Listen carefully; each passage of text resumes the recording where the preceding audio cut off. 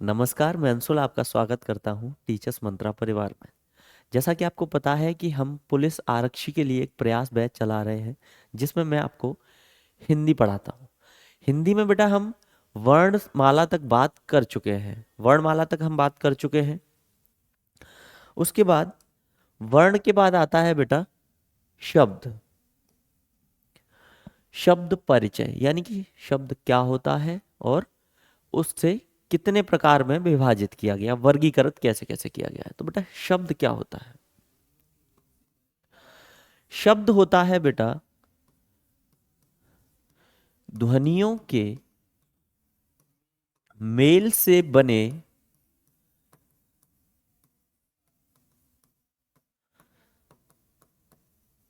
सार्थक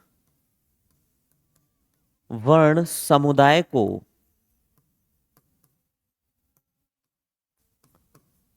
शब्द कहते हैं।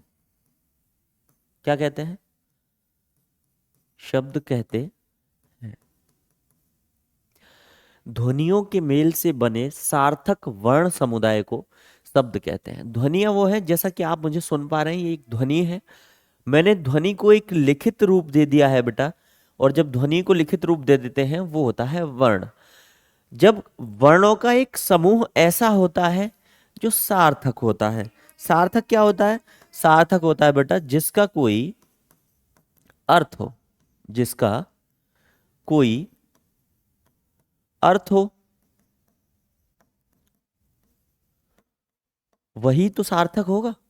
जिसका कोई अर्थ नहीं होगा वो सार्थक होगा ही नहीं, वो हो जाएगा निरर्थक, यानी कि जिसका कोई अर्थ नहीं होता। ठीक है, आगे चलते हैं। शब्दों का वर्गीकरण कैसे होगा बेटा? पढ़ेंगे कैसे? क्योंकि बहुत सारे शब्द होते हैं, बहुत सारे। सभी शब्दों को एक अलग तरीके से वर्गीकृत किया गया है ताकि आपको पढ़ने में, अध्ययन में आसानी हो। पहला है बेटा उत्पत्ति या स्रोत के आधार पर। उत्पत्ति या स्रोत के आधार पे। स्रोत को थोड़ा बेटा सही करेक्ट कर देता हूं मैं, यहां थोड़ी सी टाइपिंग में दिक्कत आ गई है। ठीक है, इस तरह से नहीं होगा ये।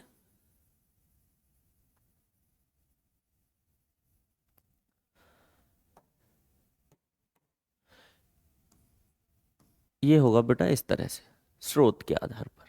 ठीक है, यानी कि जो शब्द हमें मिले हैं, जिनको जहां से भी हमने प्राप्त किया है, जिन्हें आज हम प्रयोग में लाते हैं, वो किस प्रकार के शब्द हैं बेटा? वो होते हैं स्रोत के आधार पर चार प्रकार के शब्द। कितने? चार। पहला है तत्सम। तत्सम क्या होता है? इसको अगर हम तोड़ेंगे तो बेटा बनेगा तत् धन सम, अर्थात उसके समान। ठीक है, उसके समान किसके समान? मूल भाषा के, अर्थात संस्कृत के। ठीक है, जो शब्द संस्कृत भाषा से हमने ज्यों के त्यों उपयोग में ले लिए हैं उन्हें कहते हैं तत्सम। ठीक है, दूसरा है तद्भव। तद्भव का मतलब है उसका ये रूप। भव में से होता है होना, यानी कि जो परिवर्तित रूप में है।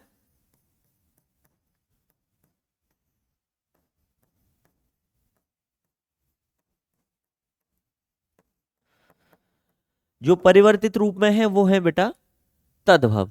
जैसे एक शब्द होता है आम्र, एक होता है हस्त, एक होता है पुष्प, एक होता है कपाट। ठीक है, बहुत सारे शब्द होते हैं। इनका तद्भव रूप क्या होगा बेटा? ये तत्सम है।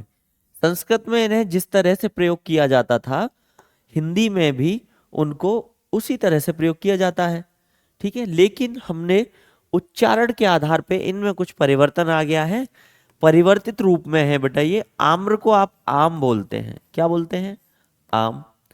हस्त को आप हाथ बोलते हैं। पुष्प को आप बेटा फूल बोलते हैं। कपाट को आप किवाड़ बोलते हैं। क्या बोलते हैं बेटा? किवाड़। बहुत सारे शब्द हैं ऐसे जिनको आप तद्भव रूप में प्रयुक्त करते हैं। ठीक है, आगे है देशज शब्द। देशज क्या होता है बेटा?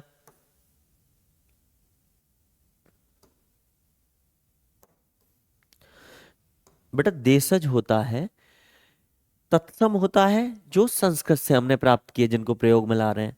तद्भव होता है कि वही शब्द जो संस्कृत से आए थे उनको हमने अपने तरीके से ढाल लिया है अपनी भाषा में।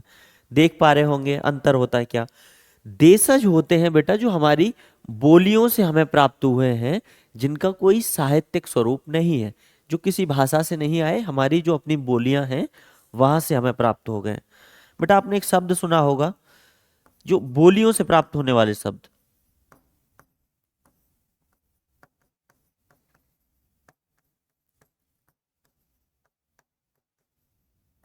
ये कहलाते हैं बेटा देशज। जैसे एक शब्द सुना होगा डिब्बा, शब्द सुना होगा लोटा, लुंगी। लुंगी बेटा बांधने वाला एक वस्त्र होता है ना। खटिया,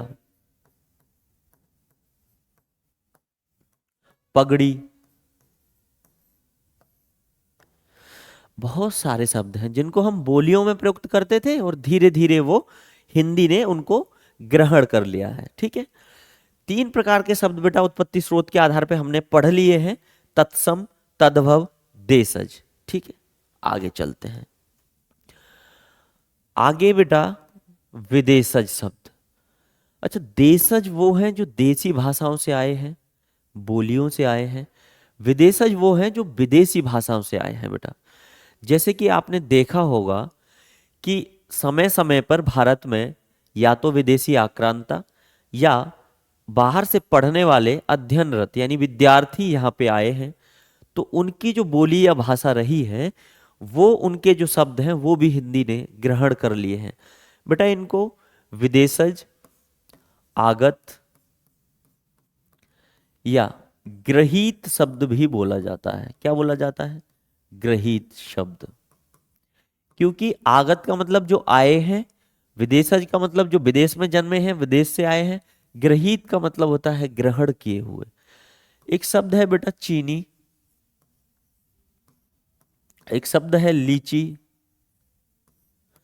एक शब्द है ताश, एक है सायोनारा, एक शब्द है बेटा बम, एक है रिक्शा। ठीक है, बहुत सारे शब्द हैं बेटा इस तरह के जो हमने फारसी, अरबी और अन्य अन्य भाषाओं से हमने प्राप्त किए हैं।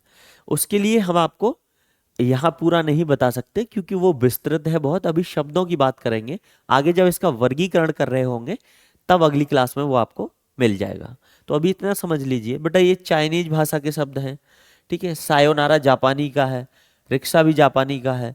ठीक है, बम भी डच भाषा का शब्द है। आगे चलते हैं, संकर शब्द। संकर क्या होता है बेटा? संकर होता है जो दो भाषाओं के मिश्रण से, दो भाषाओं के मिश्रण से बने शब्द क्या कहलाते हैं? संकर कहलाते हैं। आपने एक शब्द सुना होगा रेल, गाड़ी। ठीक है, रेल जो शब्द है ना बेटा, रेल, वो शब्द अंग्रेजी भाषा का है, अंग्रेजी का है ना। और गाड़ी जो शब्द है वो शब्द हिंदी भाषा का है। ठीक है, एक शब्द है उद्योगपति। बेटा उद्योग जो शब्द है ना वो संस्कृत का है।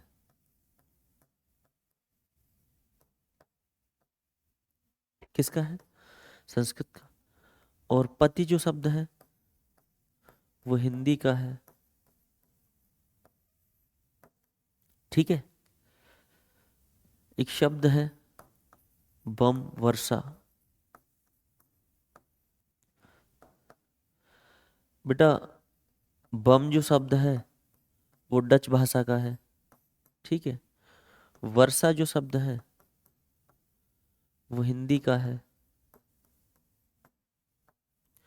अलग अलग भाषाओं से दो शब्दों को जब मिश्रित करके नया शब्द बना दिया जाता है तो उसे कहते हैं संकर शब्द। जैसा कि मैंने अभी आपको एक चीज बताई, आपने अगर ध्यान दिया हो, उत्पत्ति के आधार पर चार प्रकार के होते हैं शब्द, लेकिन बेटा दो प्रकार मैं यहाँ बता चुका हूँ, दो प्रकार यहाँ बता दिए मैं। अच्छा, यहाँ तीन प्रकार बता चुका हूँ बेटा, देशज, तत्सम, तद्भव, और दो प्रकार बता दिए मैंने यहाँ, विदेशज और संकर। तो बेटा ये जो प्रकार है ना, इसको आप स्टार बना के लिखना।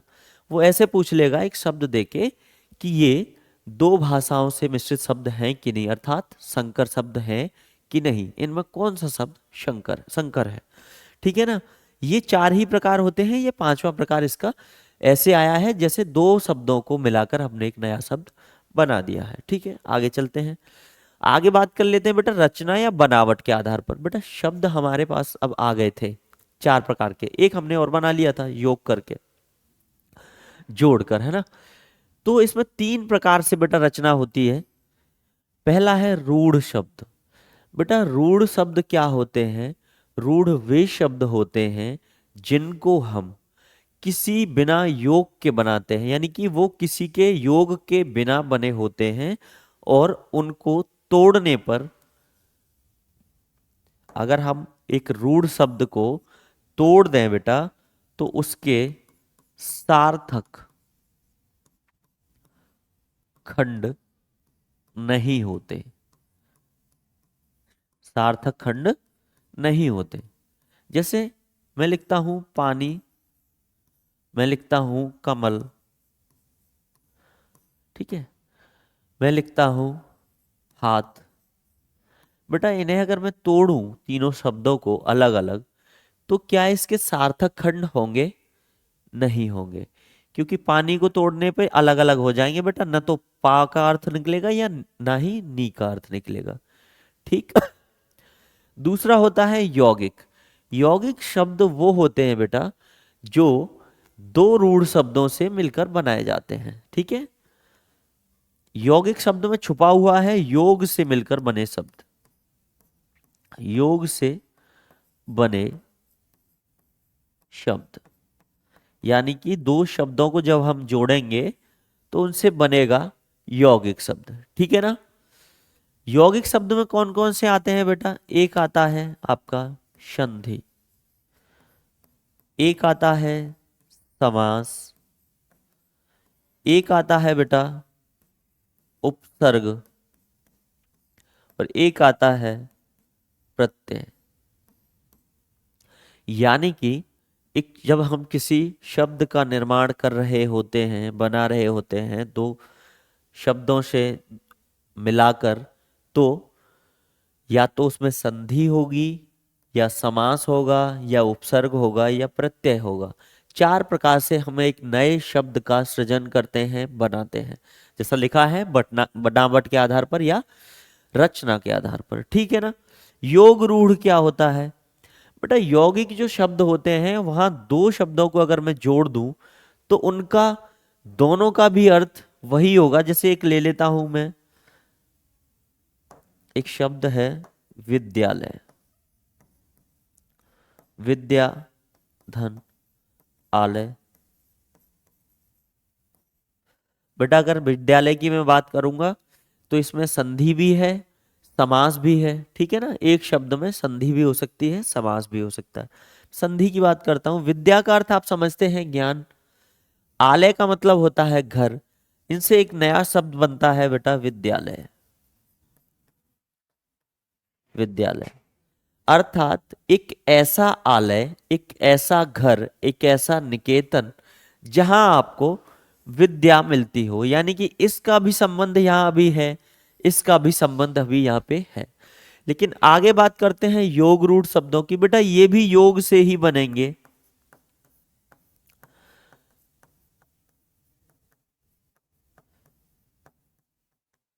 लेकिन इनमें एक विशेषता है कि इनका अर्थ रूढ़ हो जाएगा। बेटा रूढ़ का मतलब है तीसरे की तरफ परिवर्तित हो जाएगा, यानी कि योग रूढ़ शब्द वे होते हैं जो योग के बाद एक विशेष अर्थ प्रकट करते हैं। जैसे मैं एक शब्द लिखता हूं बेटा,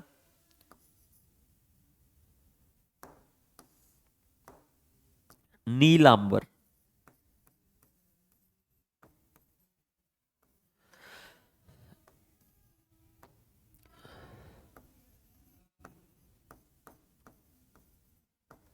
नीलांबर अर्थात मैं देखूं बेटा इसको, तो ये इसमें समास है एक, ठीक है।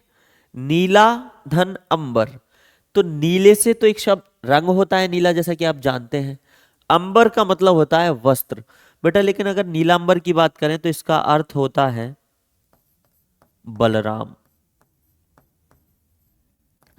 तो आप मुझे बताओ कि बलराम का नीले से क्या संबंध है, या बलराम का अंबर से क्या संबंध है, वस्त्र से क्या संबंध है? कोई संबंध नहीं है। अर्थात नीलांबर नीला धन अंबर से मिलके बना है, योग से बना है, ये आप देख पा रहे होंगे। अर्थ रूढ़ हो जाएगा, यानी कि इसका अर्थ भी रूढ़ हो गया है। जहां जैसे विद्या धनालय में विद्यालय बना है, इसका अर्थ है कि ऐसा स्थान जहां विद्या प्राप्त करने जाते हैं। लेकिन नीलांबर का बलराम से कोई मतलब नहीं है। नीलांबर जो शब्द है वो बहुब्रीहि समास का उदाहरण है। किसका है बेटा? बहुब्रीहि का। तो बहुब्रीहि को छोड़कर जितने भी समास के उदाहरण होंगे वो यौगिक में आएंगे, ठीक है ना। और बहुब्रीहि समास आएगा बेटा,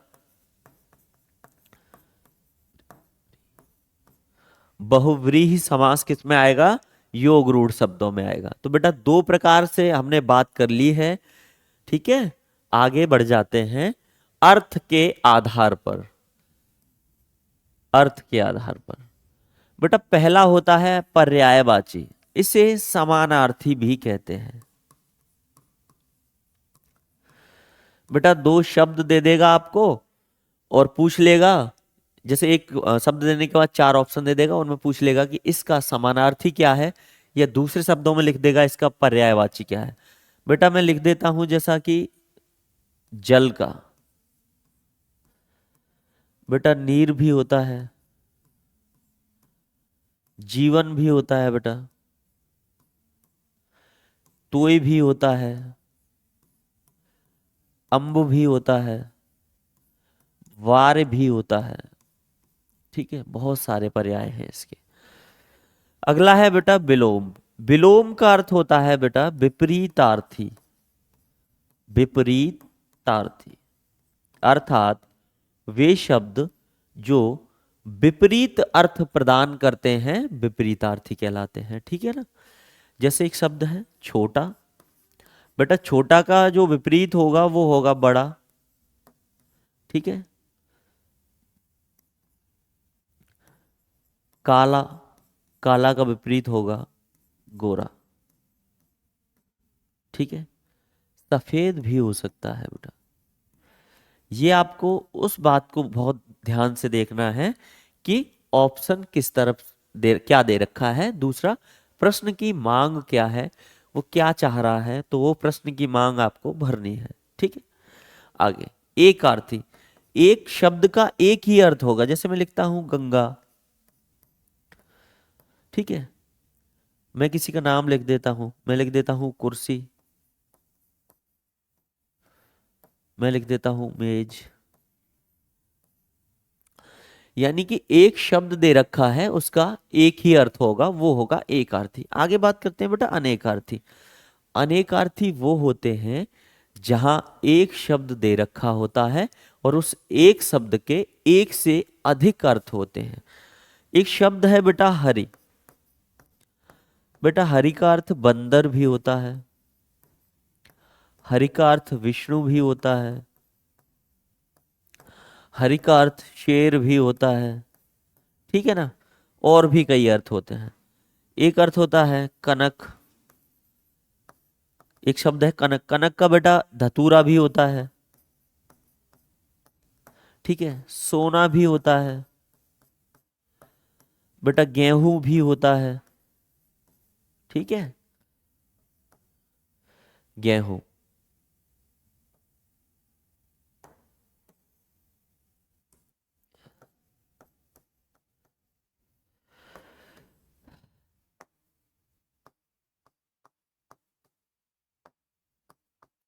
ठीक, जैसा कि आप समझ पा रहे होंगे बेटा, ये हमने वर्गीकरण इसका कर लिया है। अभी सिर्फ समझाने के लिए है, वर्गीकरण करने के लिए। बाकी जितने भी इसकी प्रैक्टिस होंगे, जितने भी क्वेश्चन बन सकते हैं, वो आगे की क्लास में उसकी चर्चा की जाएगी। ठीक है, आगे बात कर लेते हैं बेटा विकार, रूप या प्रयोग के आधार पर। तो बेटा दो प्रकार होते हैं वैसे तो मूलतः, एक होता है विकारी और एक होता है अविकारी। शब्द के भेद पूछ लेता है, कितने होते हैं बेटा? 8 होते हैं। ये पूरे 4 इसमें 4 इसमें, ठीक है ना।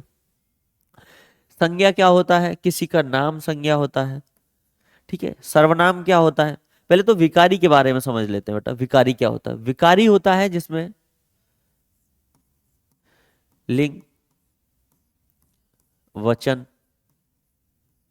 और कारक, इनके आधार पर परिवर्तन, विकार उत्पन्न हो जाए, परिवर्तन हो जाए। विकारी का मतलब है जिसमें विकार उत्पन्न हो जाए, ठीक है ना, जिसमें कुछ कमी आ जाए, वो होता है विकारी। तो बेटा ये चारों विकारी शब्द हैं, संज्ञा, सर्वनाम, क्रिया और विशेषण।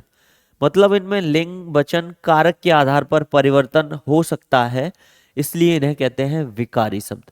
दूसरा है अविकारी। बेटा लिंग, वचन, कारक के आधार पर इसमें परिवर्तन नहीं होता। जिनमें परिवर्तन नहीं होता उन्हें अविकारी कहते हैं। बेटा अविकारी को एक नाम और दिया गया है, अव्यय। अ का मतलब होता है नहीं, व्यय का मतलब कमी या परिवर्तन। इन चारों में लिंग, वचन, कारक के आधार पर कोई भी परिवर्तन नहीं आता, इसलिए इसे अव्यय कहते हैं, ठीक है ना। बेटा चार ये 8 हो गए कुल। यहां इसके आगे नंबर डाल लेना आप।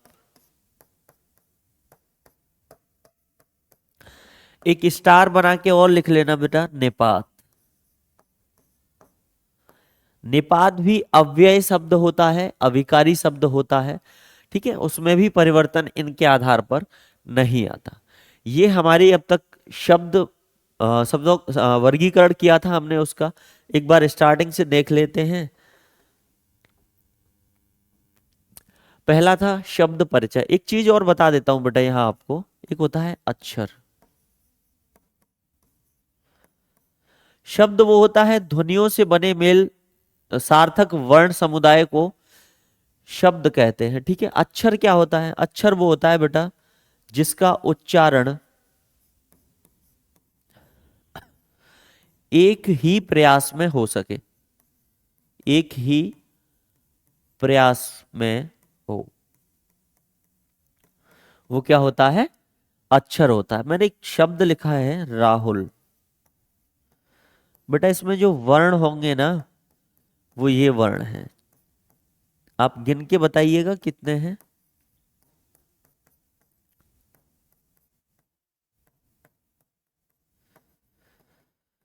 1 2 3 4 5 6, यानी कि इसमें बेटा 6 क्या है? वर्ण है, ठीक। अक्षर कितने हैं बेटा?